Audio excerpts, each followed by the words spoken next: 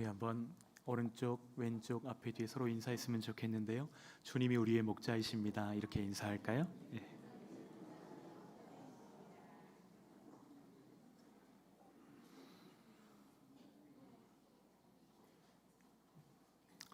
더운 날이 계속되고 있습니다. 우리 성도님들 중에서는 38도 이런 날씨에도 그늘이 없는 곳에서 일하시는 분들이 계십니다. 온 몸으로 그 열기를 견뎌가며 일해야 되는 그런 순간들이 있는데 주님이 여러분의 몸과 마음을 지켜주시기를 축복합니다. 일본에는 세계에서 가장 오래된 목조 건축물 호류지가 있습니다. 이런 특별한 건축물, 오래가는 목조 건축물을 짓는 목수들을 일본인들은 국목수라고 부릅니다. 그런데 니시오카 가문은 이 화재와 멸실의 위험이 있는 호류지를 1400년간 대대로 지켜왔습니다. 콘크리트로 지은 건물도 50년이 지나면 막 부셔지기 시작하는데 몇 년을 지켜왔다고요? 1400년. 나무로 지은 건물이 어떻게 1000년을 넘게 살아남을 수 있을까? 너무 궁금해서 그들의 이야기를 읽어보니까 1000년을 지탱하는 건물을 지으려면 1000년을 견딘 노송을 써야 한다, 이렇게 가르치는 거예요. 이것이 니시오카 가문의 가르침입니다. 더 흥미로운 사실은 그런 노송으로 건물을 짓고 나면 그들은 반드시 새로운 나무를 심었다는 거예요. 대개의 경우는 사람들이 집을 짓는 것을 목표로 살아갑니다. 그런데 이 니시오카 가문은 집을 짓고 난 후에 미래까지를 내다보는 안목이 있었기에 그들을 진짜 국목수로 만들었던 것입니다. 왜 우리가 이런 이야기로 오늘 말씀을 시작하는가 하면 세상 모든 사람들은 집을 짓는 자이기 때문입니다. 찬송가 204장 3절 가사에 보니 세상 모든 사람들 집을 짓는 자니 반석 위가 아니면 모래 위에 짓네. 우리 구주 오셔서 지은 상을 줄 때 세운 공로 따라서 영영 상벌 주리. 잘 짓고 잘 짓세 우리 집 잘 짓세. 만세 반석 위에다 우리 집 잘 짓세. 이런 찬양이 있습니다. 여러분, 만세 반석은 누구시죠? 예수 그리스도이십니다. 예수님 위에, 믿음 위에 우리의 집을 짓는 정말 멋진 건축가들 되시기를 축복합니다. 1000년을 견딘 나무는 1000년 이상 쓰임을 받는데 견딤의 시간이 쓰임의 시간을 결정한다는 것을 깨닫고 주님께 인내의 열매를 구하는 저희들 되시기를 축복합니다. 매일 성경으로 보면 거의 열흘 동안 우리는 바벨론 심판과 멸망에 대해서 묵상하고 있습니다. 오늘 본문은 그 마지막 부분입니다. 이 말씀이 기록된 시점은 유다 왕 시드기야 4년, 주전 594년입니다. 하나님께서는 바벨론의 심판과 멸망을 말씀하시는데 이때는 바벨론의 쇠퇴기가 아니라 바벨론의 전성기였다는 사실이에요. 시드기야 왕은 21살의 유다 왕이 되었는데 그를 왕위에 옹립한 것은 다른 사람들이 아니고 바벨론 왕 느부갓네살이었습니다. 바벨론 왕이 세운 왕이었기 때문에 누구의 눈치를 보아야 될까요? 느부갓네살의 눈치를 볼 수밖에 없는 상황입니다.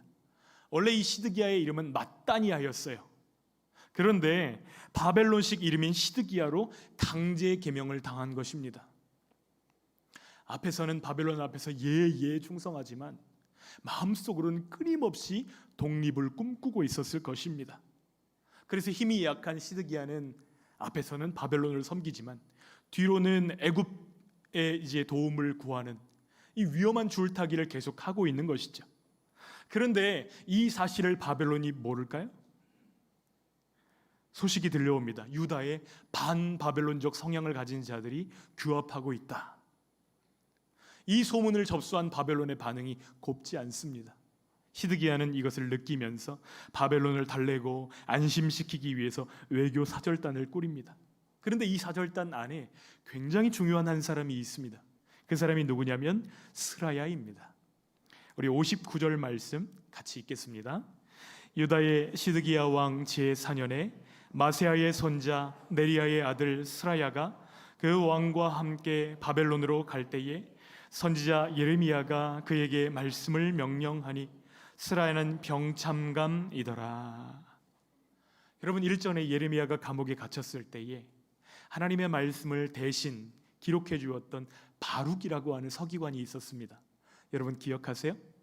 바룩을 기억하십니까? 그런데 이 바룩의 친형제가 스라야입니다. 참고 말씀을 한번 띄워드릴게요. 32장에 51장에 그것을 확인할 수 있는데요. 네리야의 아들 바룩, 네리야의 아들 스라야, 둘 다 아버지가 같아요. 그러면 두 사람의 관계는 무엇이죠? 네리야의 모든 집안 식구들이 헌신적으로 예레미야를 도왔다는 사실을 우리는 발견하게 됩니다. 우리와 우리 가문이 하나님께 귀하게 쓰임 받게 되기를 간절히 소원합니다. 우리 교회 안에는 많은 분들이 하나님께 헌신적으로 충성하고 봉사하고 계시지만 그 가문이 주께 쓰임이 되는 분들이 누가 있을까? 잠깐 이렇게 돌아보는 시간들을 가졌습니다.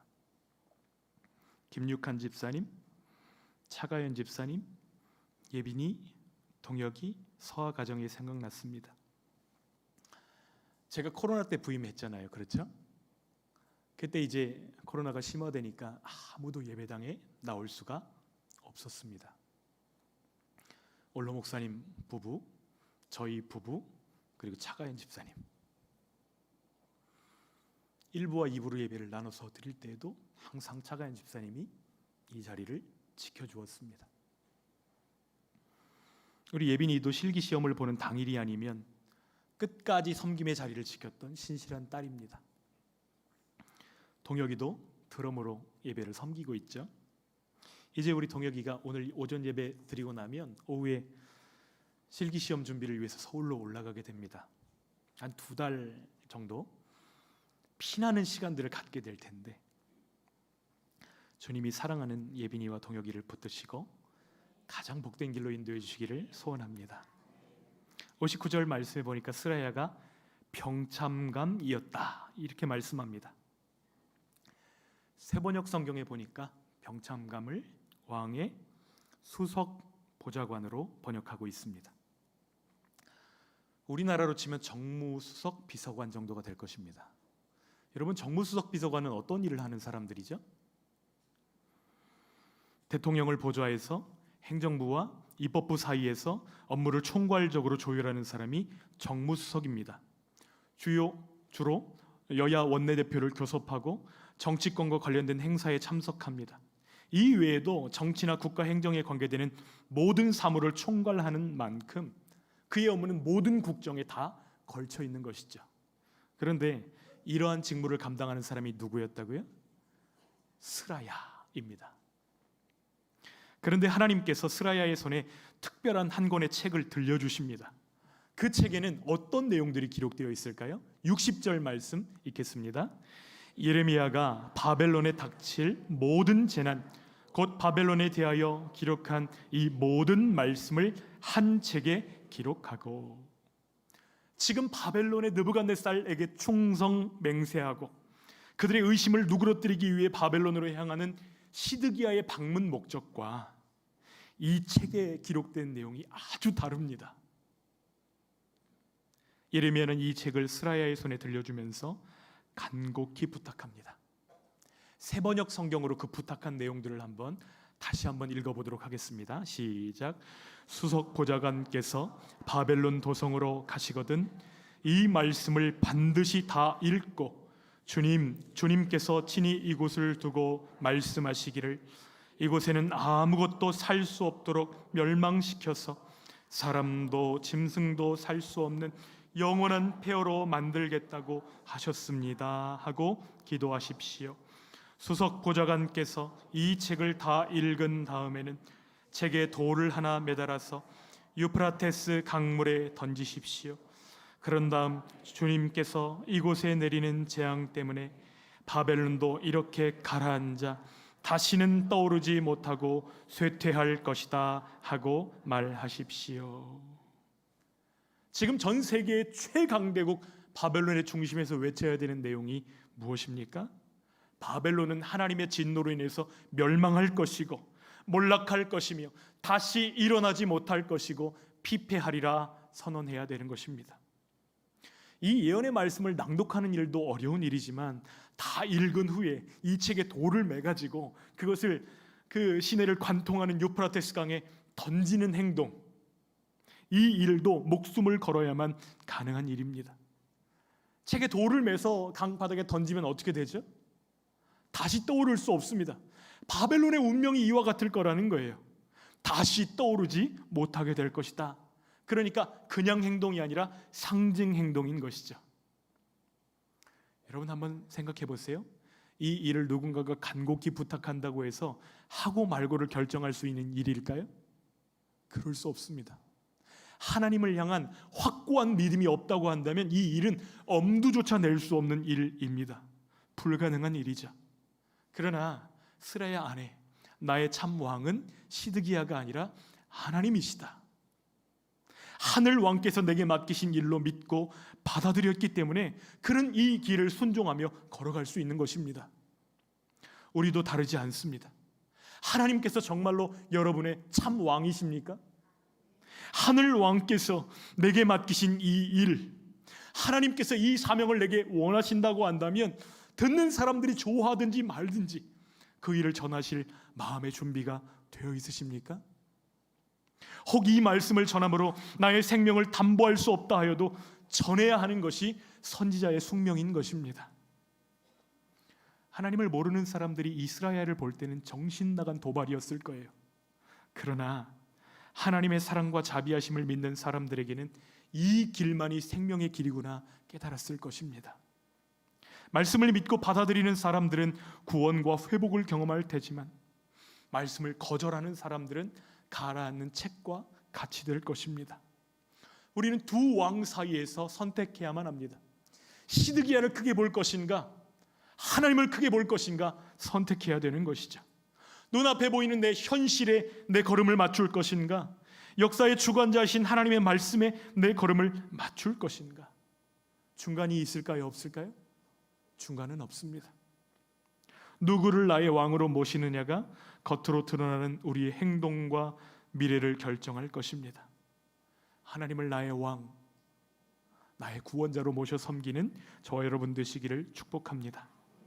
영화 암살 중에서 이전에 우리 정학렬 목사님이 설교하셨는데 영화 암살 중에 유명한 대사가 있습니다. 암살은 일제강점기 대한민국 임시정부의 친일파 암살 작전을 소재로 한 영화인데요, 독립군인 전지현이 변절한 이정재를 향해서 질문합니다. 왜 동지를 팔았나? 그때 이정재가 이렇게 대답합니다. 몰랐으니까. 해방될지 몰랐으니까. 알면 그랬겠나? 당시에 많은 사람들은 1945년 8월 15일 조선이 광복의 아침을 맞는다는 사실을 누구도 알 수 없었을 것입니다. 눈앞에 일본은 여전히 건재하고 내 옆에 어떤 이들은 일찌감치 일제에 붙어서 부귀영화를 누리고 있었기 때문입니다. 다 같이 독립운동을 하고 있어요. 그런데 그 마음속 지향이 그들의 행보를 갈라버리는 것입니다.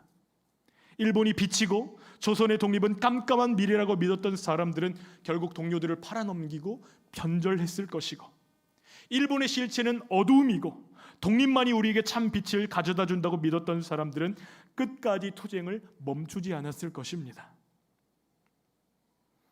그러니까 이 영화가 관객들에게 질문하는 거예요. 당신은 무엇을 바라보고 있습니까? 당신의 믿음은 어디로 향하고 있습니까? 우리의 마음, 우리의 믿음이 지향하는 그것이 우리를 결정하고 정의하기 때문입니다. 참 하나님의 백성은 완악한 세상에서도 믿음을 지키며 선하신 주님을 의지하는 자입니다. 거룩한 백성으로 구별된 주의 자녀로 주 이름만 따르는 저희들 되게 하시기를 간절히 소원합니다. 스라야는 바벨론 한복판에서 여호와 하나님의 주되심을 담대하게 선포합니다. 그런데 이 삶의 메시지, 그가 전한 하나님의 말씀, 이것을 들은 사람, 보았던 사람은 절망의 땅에서 희망을 발견했을 것이에요. 왜냐하면 지금 우리들은 바벨론의 포로로 끌려왔지만 이 바벨론은 반드시 가라앉는다. 하나님이 주인이시다. 하나님의 백성의 맛과 빛을 잃지 않았던 대표적인 인물들이 누구입니까? 다니엘과 세 친구들입니다. 여러분, 예레미야서와 다니엘서가 같은 시기에 기록된 책이라는 것을 기억하시고 한번 같이 읽어보시면 이스라엘의 메시지가 얼마나 강력하게 그들의 마음을 사로잡았을지를 생각해 볼 수 있습니다. 다니엘과 세 친구는 어린 나이에 포로로 끌려왔지만 왕의 진미로, 왕에게 제사 드린 그 음식으로 자신들을 더럽히지 않기로 하나님 앞에 결단하게 됩니다. 무엇이 그들의 힘이었을까요? 하나님의 말씀입니다. 바벨론은 가라앉을 것이다. 하나님께서 열국의 심판, 애굽, 블레셋, 모압, 암몬, 에돔, 게달, 하솔, 엘람, 바벨론이 무너지는 이 긴 이야기를 통해서 우리에게 주시는 메시지가 무엇이죠? 내가 왕이라는 거예요. 이스라엘의 왕일 뿐만 아니라 온 열방, 온 땅의 왕이 바로 여호와 하나님이심을 드러내시는 것입니다. 그러나 여러분, 이 말씀을 주시면서 우리의 마음을 하나님께로 향하라고 말씀하시고 격려하시는 그 음성에 반응하는 이 일이 쉬운 일일까요? 어려운 일일까요? 예배당에 나와서 주님의 이름을 부르는 것만큼 세상 한복판에서 하나님의 사람들로 살아가는 그 일이 쉬운 일이시던가요? 어려우시던가요? 우리의 인생길은 순례길입니다. 우린 웃으면서 옆에 있는 분들에게 꽃길만 걸으세요 이렇게 인사하지만 실상 우리의 길은 순례길입니다. 우리의 이 인생길을 순례길에 비유한 작품이 있습니다. 존 버년 목사님의 철로 역정입니다.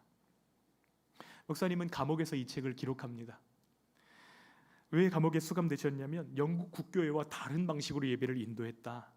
그런데 존 버년 목사님은 영국 성공회나 국교회가 아닙니다. 침례교 목사입니다. 그러니까 예배드리는 방식이 같을까요? 다를까요? 다를 수밖에 없는 것은 당연한 것이죠. 그런데 이 영국 국교회 사람들이 나와서 서류 한 장을 내밉니다. 같은 범죄를 반복하지 않겠다고 서역사에 서명하면 용서해 주겠다. 그런데 하나님 앞에서 부끄러울 것이 없어요. 떳떳합니다. 그래서 서명을 하지 않았어요. 그 죄로 인해서, 그 죄명으로 인해서 12년 동안이나 감옥에 투옥되게 됩니다. 그런데 이 길고 고통스러운 시간 동안에 하나님이 존 버년 목사님에게 철로 역정이라는 대작을 기록하게 하신 것입니다. 지금도 성경 다음으로 많이 읽혀지는 책이 있는데 무엇일까요? 철로 역정입니다. 여러분 꼭 읽어보셨으면 좋겠어요. 주인공이 크리스천이, 이름이 크리스천인데요, 이 크리스천이 성경을 읽다가 한 가지를 깨닫습니다. 이 땅이 장차 유황불에 삼켜질 멸망의 도시이구나, 이것을 깨닫고 나서 잠이 오지 않는 거예요. 이 깨달음으로 인해서 하루 종일 탄식합니다. 어떻게 해야 되지? 나는 이제 어떻게 해야 되지? 탄식하고 있을 때 성경 속의 인물들이 저 멀리 보이는 좁은 문에서 그를 부르는 거예요. 좁은 문을 향해서 나아가라. 이것이 영원한 도성으로 향하는 길인 줄 깨닫고, 이 길이 하나님이 나를 구원하시기 위해, 하나님이 나를 살리시기 위해 주신 길이구나 인정하고 그 길로 나아가기 시작합니다. 나아가기 전에 가족들에게도 먼저 이야기해요. 하나님이 살 길을 주셨어요. 우리 떠납시다. 그런데 가족들이 그의 말을 고지 듣지 않습니다. 말립니다. 고함을 칩니다. 미쳤다고 이야기합니다. 그러나 크리스천은 손가락으로 귀를 틀어막고 집을 뛰쳐나오면서 이렇게 외칩니다. 생명, 생명, 영원한 생명. 여러분, 이제 생명으로 향하는, 구원으로 향하는 그 길에는 평탄한 길들만 있었을까요? 아닙니다. 온갖 유혹과 온갖 어려움이 그 길에 가득한 것입니다. 그래서 이 책의 제목이 철로 역정인 것이죠. 철로 역정 중에서 크리스천이 이런 고백을 합니다. 도움은 언제일지 모르지만 늘 곁에 있다. 그 수많은 어려운 길들을 통과하면서 이 길을 내가 혼자 걸어온 것이 아니구나, 이것을 깨닫게 된 것이에요. 주님이 도와주시고 주님이 우리와 늘 함께 계십니다. 마지막 장면에서 크리스천이 마지막 언덕을 올라가서 이제 바라보는데 그 정상에 십자가가 서 있습니다. 그런데 놀랍게도 그곳에 이르자 지금까지 자신이 메고 왔던 그 무거운 짐들이 순식간에 사라져버리는 것이에요. 세상 모든 수고를 벗어버리는 그날, 얼마나 자유로웠을까요? 여러분, 짐 없이 가볍게 여행해 보신 경험 있으세요? 캐리어를 막 10개씩 끌고 가는 여행과는 비교할 수 없는 자유로움이 있잖아요. 우리 앞에 숱한 유혹과 어려움이 있더라도 뒤돌아보지 말고 앞으로 나아가는 저희들 되시기를 축복합니다. 주님이 우리와 함께 계십니다. 부르신 주님이 우리를 붙들어 주시고 인도해 주시고 응답해 주시는 줄 믿습니다. 또 우리를 앞서간 성도들이 우리를 응원하고 있습니다. 영원한 본향이 우리 앞에 있고 그 땅을 바라보며 나아갈 때 미련 두지 말고 앞으로 나아가라고, 하나님 백성의 충성과 믿음의 걸음을 멈추지 말라고 지금도 고함을 지르고 있는 줄 믿습니다. 여러분, 우리 어떻게 해야 되죠? 스라야의 선포와 행동을 주님의 메시지로 받아 포로 생활을 견뎌냈던 사람들처럼 내 앞에 두신 하나님의 말씀을 나를 향한 하나님의 위로로 받는 저희들 되어지기를 소원합니다. 이번 한 주도 스라야와 함께 하셨던 하나님이 나의 하나님이시고 온 열방을 다스리시는 하나님이 나의 아버지심을 선포하는 저희들 되시기를 주님의 이름으로 축원합니다. 주님이 주님이십니다.